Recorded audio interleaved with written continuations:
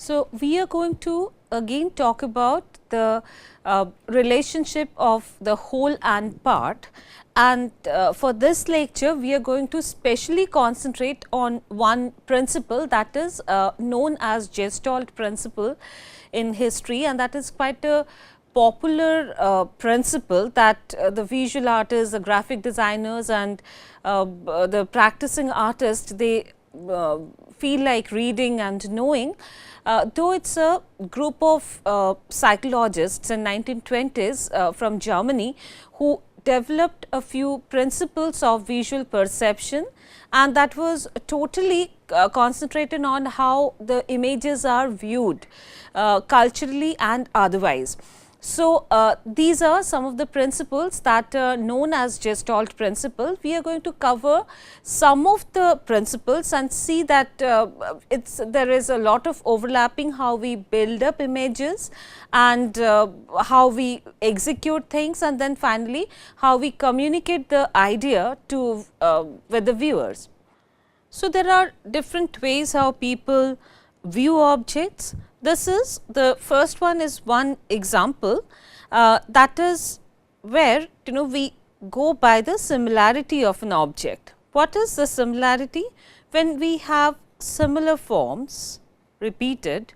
So, we have a triangle and this triangle is repeated here 1, 2, 3, 4, 5 times in different orders. So, because of this visual arrangement, we do not read it as 5 triangles, but we call it a star. So, that way we by similarity the shapes come together and they are read as a whole. So, we do not see them in parts, but see them as a whole. There is another example of a similar kind where we consider another aspect that is known as dissimilarity or anomaly. Anomaly in visual design indicates some object that is dissimilar.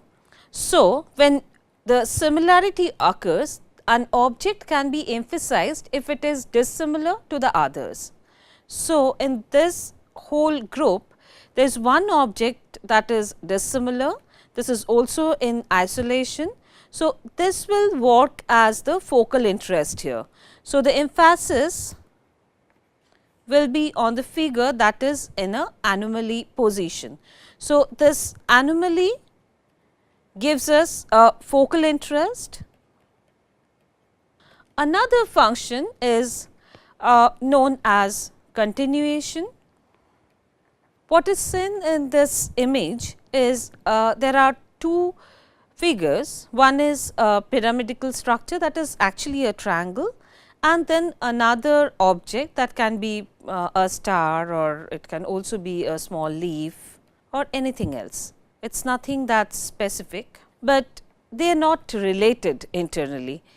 So, how to connect these two dissimilar objects which otherwise has no common connection?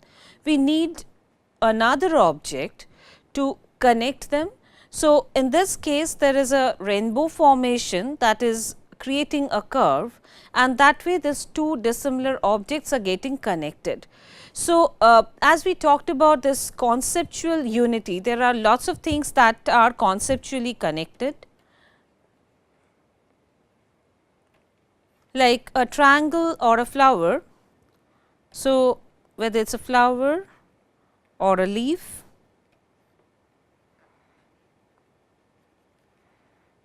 whatever the image is, there is no connection between a geometrical pattern like this and organic pattern like this.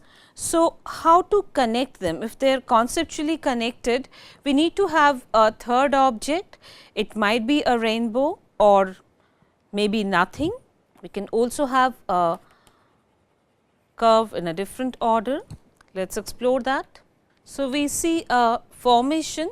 It is almost like bridging between the two objects. Also go in the other way around. Somehow we will have to make sure that there is a connection.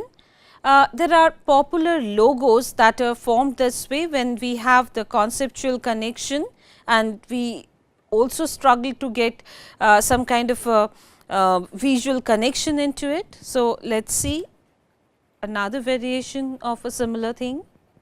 So, if the concept tell us that there is a twin tower like formation that is there, or maybe it works as a later which is n, and we have a mango. There is no way that we can create any connection between the two in a logo. So, we try and struggle to get some direction to unify them. So, instead of putting the n this way, we can create a curve. We create some projection to unify them, that will create some slide, and finally, that will direct us towards another object, that is a mango. So, that way by continuing images or creating continuity, we can solve some conceptual problems and we can make it visually unified. There is another very popular law, that is another solution for the design problems, that is closure. What is closure? When we see that there are enough is present for the eye to complete a shape, when the viewer's perception completes a shape, the closure automatically takes place. So, closure takes place when the object is incomplete or a space is not completely enclosed. If enough of the shape is indicated, people perceive the whole by feeling in the missing information. So, here when we look at it, there are lots of information that is missing. We do not know how the back of the cat is created. We only get to see a tail, we see a part of the frontal legs, also a nose, the partial mouth, two eyes and the ears of a cat, but we can read it as a cat because maybe the shape is like it is a white cat and these are the black areas and the white is blending with the background. So, that way by the closure we just understand and we mentally read the form. So, if we really want to show a very soft and fluffy image, we do away with some of the lines and shapes and we straight away put it this way, and this is quite useful because it somehow yield some bit of a lost and found contour. So, there are more examples of visual perception according to the Gestalt principle of universal whole, where we go by pure and simple figure and ground relationship in that. So, let us see some of those examples. Now, in this picture, the whole alphabet, which is like a small a or alpha, that is created through the figure ground relationship. So, what you see here, that the eye differentiates an object from its surrounding area, which is a form or a silhouette or shape, is naturally perceived as a figure, while the surrounding area is perceived as a ground, that is known as the background. So, we can clearly make out which is at the foreground and which is at the background, but we are not always that certain. So, the word that is like, as we say, that is figure, figure is at the foreground. So, it is clearly perceived as figure with the surrounding when it is a white space. So, in this image, in the other image, the image 2, what we see that here it is like the figure ground relationship that change as the eye perceives the form from the shade of the silhouette of a face. So, this part becomes the background and we clearly make out that there is a profile face that is coming out of it. So, by changing the ratio of the shape and increasing the white and black, we can get different results.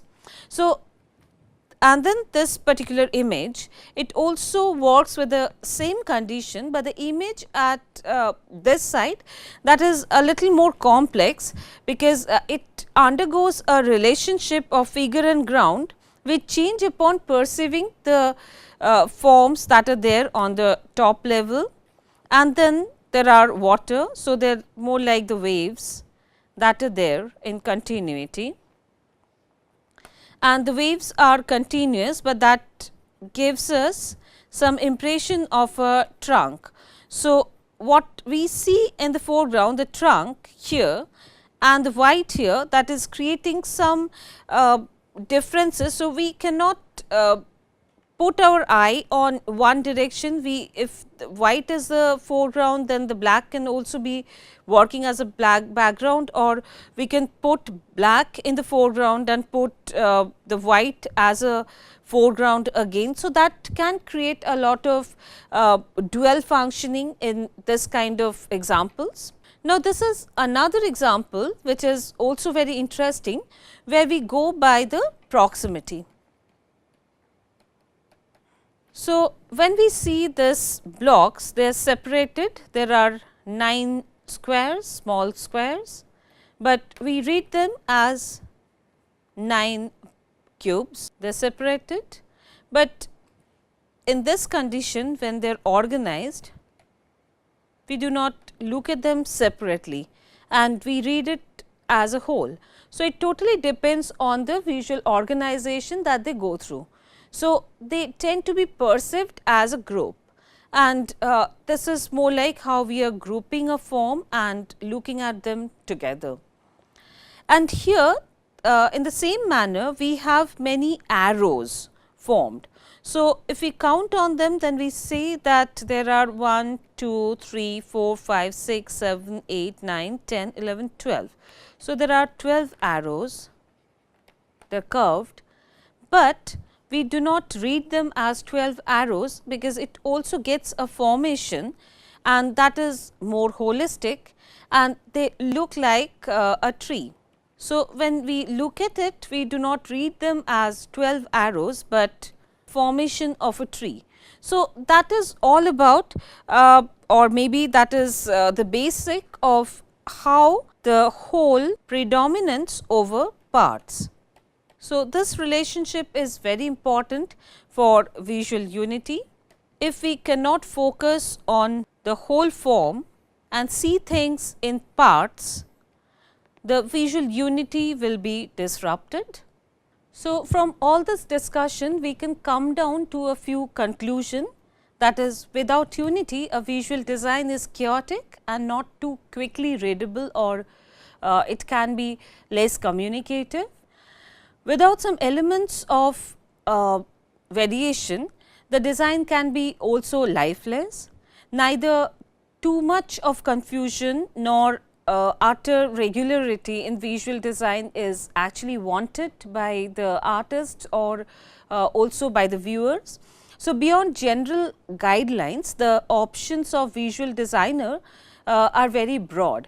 So, in that way we can also see and figure out how we can work with unity. At the same time, we provide it with some variety in our next lecture.